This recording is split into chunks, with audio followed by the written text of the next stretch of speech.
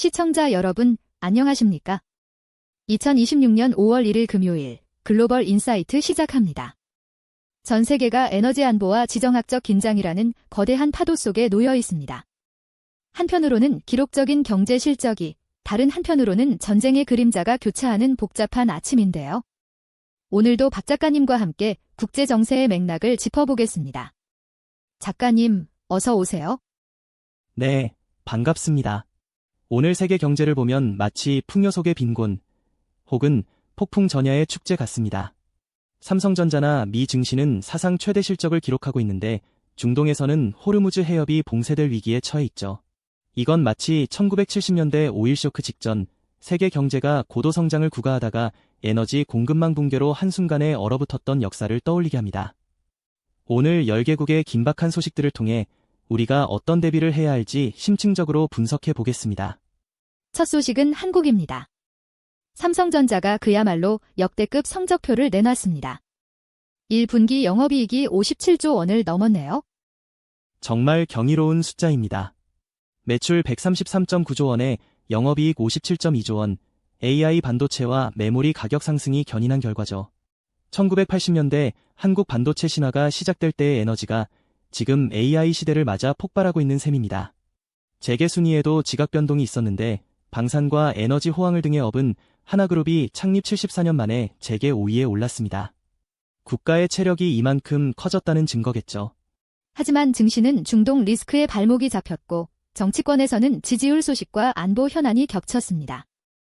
네, 코스피가 장중 6,750선을 돌파했다가 중동 긴장과 유가 상승으로 1.38% 하락 마감했습니다. 경제 기초 체력은 좋은데 외부 충격에 민감한 천수답 증시의 전형이죠. 정치적으로는 이재명 대통령의 국정 지지율이 서울 67%, 부산 68% 등 주요 지역에서 60%를 상회하며 안정적인 국정 동력을 확보한 모습입니다. 특히 트럼프 대통령의 주동 미군 감축 언급에도 불구하고 청와대가 주한미군 철수 논의는 전혀 없다고 선을 그으며 한미연합 방위 태세의 굳건함을 강조한 것은 시장의 불안감을 잠재우려는 포석으로 보입니다. 다음은 미국입니다. 도널드 트럼프 대통령이 국토안보부 예산안에 서명하며 76일간의 업무 마비를 끝냈습니다. 네, 셧다운의 위기를 넘겼습니다. 비밀경호국과 FMA 등의 자금이 수급되는데 최근 백악관 기자단 만찬 총격 사건으로 보안 강화가 절실해진 시점이라 더 시급했죠. 경제 지표도 고무적입니다. 1분기 2.0% 성장을 기록했고 S&P 500은 5년 만에 최고의 한 달을 보냈습니다. 특히 트럼프 대통령이 저소득층을 위해 최대 $1,000를 매칭해주는 트럼프 IRA 거브 설립 행정명령에 서명한 점이 눈에 띕니다. 하지만 대외적으로는 독일 주둔 미군 감축 카드라는 강수를 두고 있네요. 독일 메르츠 총리가 미국의 중동 정책을 비판하자 바로 감축 카드를 꺼내든 건데 이건 19세기 비스마르크식 실리 외교를 트럼프 스타일로 재해석한 느낌입니다. 내 편이 아니면 보상도 없다는 거죠. 내부적으로는 루이지애나와 텍사스의 자연재해, 그리고 영장 없는 감시 프로그램 재승인 논란까지 겹쳐 있어 트럼프 행정부가 안팎으로 매우 공격적인 행보를 이어가고 있습니다. 마치 거대한 힘을 과시하며 상대를 압박하는 팍스 아메리카나의 귀환을 보는 듯합니다. 이제 중동의 중심, 이란으로 가보겠습니다. 트럼프 대통령이 아주 강한 봉쇄 전략을 언급하며 이란 경제가 붕괴 직전이라고 압박했네요. 석유 수입이 전혀 없다고 단언할 정도입니다. 강력한 해상 봉쇄로 이란의 숨통을 조이고 있는데 이는 과거 나폴레옹 시대의 대륙 봉쇄령을 연상시킵니다. 이에 이란은 호르무즈 해협을 절대 포기하지 않겠다며 맞서고 있죠. 이란 내부 상황은 처참합니다. 인터넷은 62일째 차단됐고 금값과 주화 가격이 폭등하며 내부 환율이 요동치고 있습니다. 러시아의 푸틴 대통령이 중재에 나선 것이 변수가 될까요?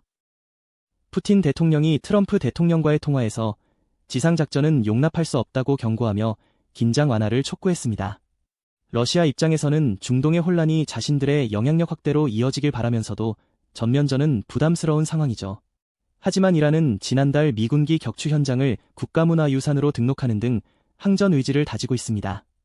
유엔은 호르무즈 해협이 폐쇄되면 세계 경제가 질식할 것이라 경고하고 있는데 지금 이 해협은 전 세계 경제의 동맥경화가 일어날 수 있는 가장 위험한 지점입니다. 이스라엘은 전쟁 중임에도 불구하고 하이테크 투자가 크게 늘었다는 소식입니다.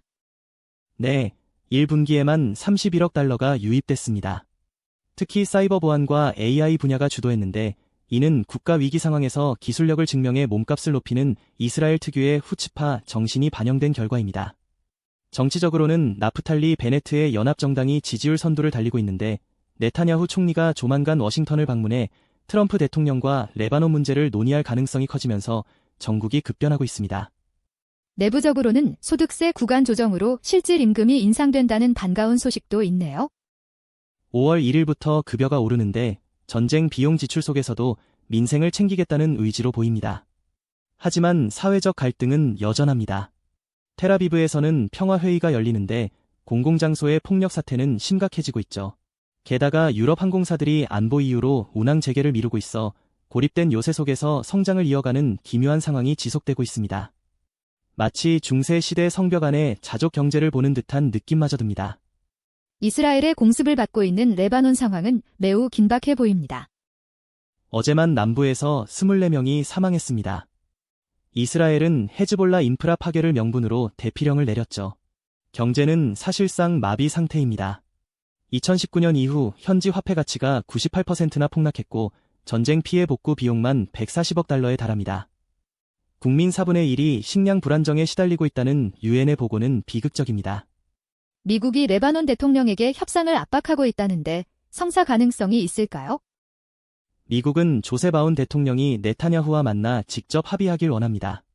하지만 레바논 내부 권력층이 갈라져 있어요. 대통령은 회담을 원하지만 국회의장은 헤즈볼라 편에 서서 평화협상에 반대하고 있죠.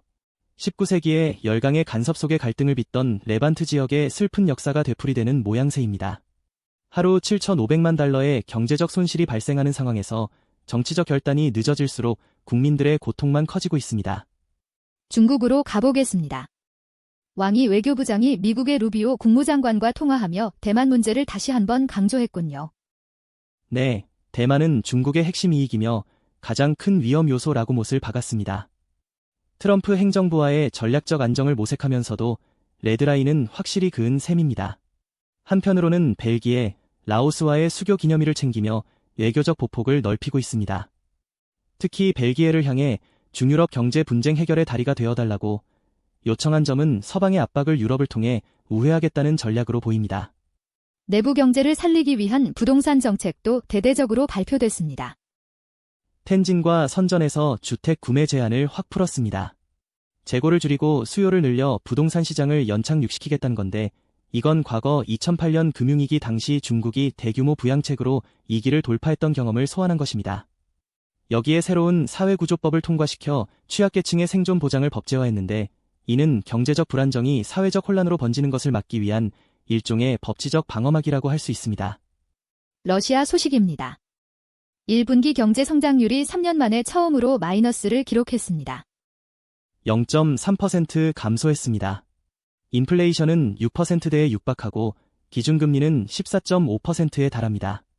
서방의 제재 속에서 버텨오던 경제의 피로감이 누적된 결과죠. 중앙은행이 금리를 인하하며 대응 중이지만 스베르방크는 연말 루블화 약세를 경고하고 있습니다. 1990년대 모라토리엄 수준은 아니지만 장기적인 저성장의 늪에 빠져드는 징후가 뚜렷합니다. 이런 와중에 푸틴 대통령은 소수민족의 날을 기념하며 국민 단결을 강조했네요.